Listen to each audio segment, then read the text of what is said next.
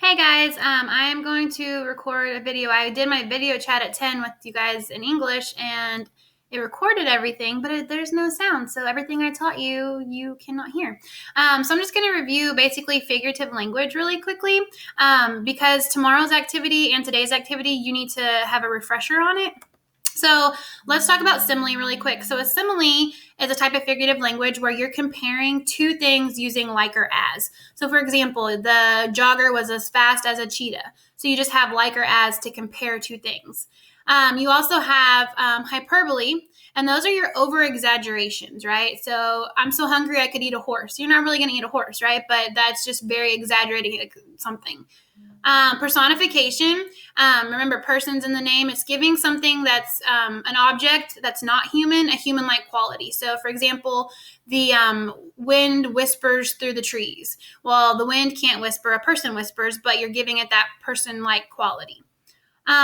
Metaphor, you have two things comparing them without like or as. So instead of saying the jogger is like a cheetah or as fast as a cheetah, you would just say the jogger is a cheetah. So you just leave out the like or as to compare them. Then you have idiom.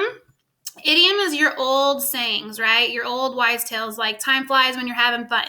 Again, time literally does not fly, but it is a saying that people have said for a long time.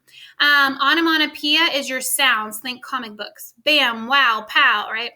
Alliteration, we've talked a lot about. A lot of businesses use alliteration. It's where the beginning sound sounds the same. So like Krispy Kreme, you have the k sound at the beginning. You have your, your tongue twisters like selling seashells by the seashore. Those all have the s sound. So that's your alliteration. And then rhyme is where the ending sounds the same. A lot of your children's books like cat, hat, the cat in the hat. So those are rhyming words at the end. So that's just kind of a quick review. Today with your IW from yesterday that you wrote, I want you to go back and add one of these types of figurative language. Try to be creative, have fun with it, but I do want one of them in there. And then tomorrow we're going to do an activity with pictures that's going to be really fun, where you have a picture and you have to do figurative language with the picture, but I'll explain more about that tomorrow.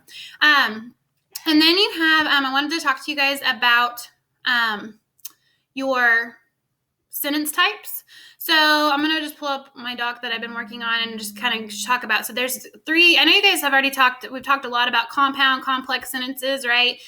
So I feel like you guys are pretty confident in that. The only thing I will say about complex sentences is that a lot of you are still forgetting your comma when you, like, when I wake up, comma, I eat breakfast. You have to have that comma there. So make sure you're not forgetting that. So other than that, I feel like you guys are pretty good. Compound sentence is the two sentences connected with the comma fanboy.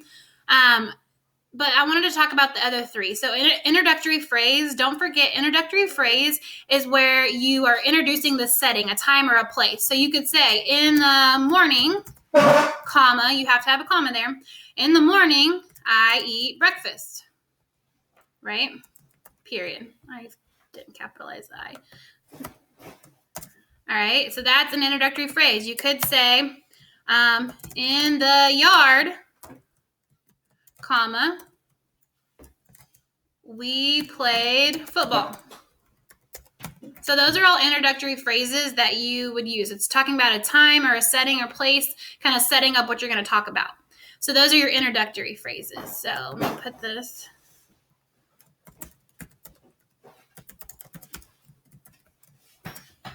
All right, and then you have down here, you have your appositive, right? So we have our appositives. And remember an appositive, of course I spelled that wrong. Remember with an appositive, it's just helping you be more specific about something. So like I have two daughters, I have two dogs. I could easily say my dog is a mess, right?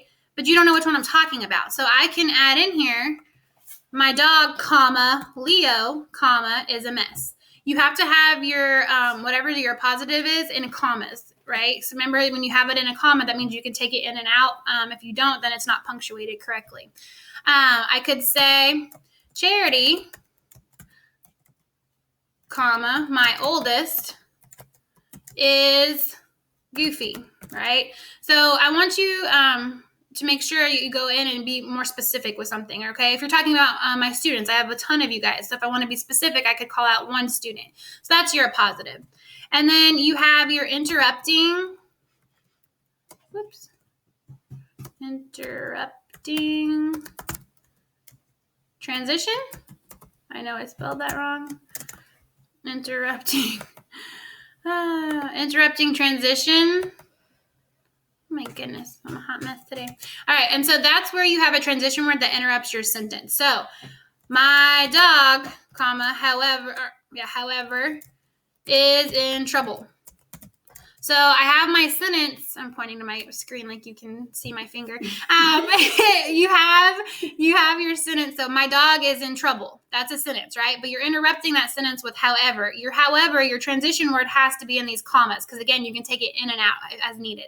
But your sentence is actually my dog is in trouble. I could say Charity is goofy, right? Or we could add in Charity. Most of the time, there's my interrupting transition stuff, interrupting transitional phrase. Charity most of the time is goofy. So I still have Charity is goofy, the sentence, but then I interrupted it with a interrupting phrase. So any of those, you can either use a transition or a phrase. But in your assignment for today in Google Classroom, I want you to actually go back into your IW from yesterday, and I want you to go and highlight, add one type of figurative language and highlight it blue. Do a compound sentence, highlight it green, a complex, highlight yellow, and then you're going to have an introductory phrase, an interrupting transition, and a positive. So make sure you go in and fix your sentences or add or highlight or whatever you need to do, but use the stuff from yesterday. So you're building off of that, okay? If you have questions or anything, just email me and let me know.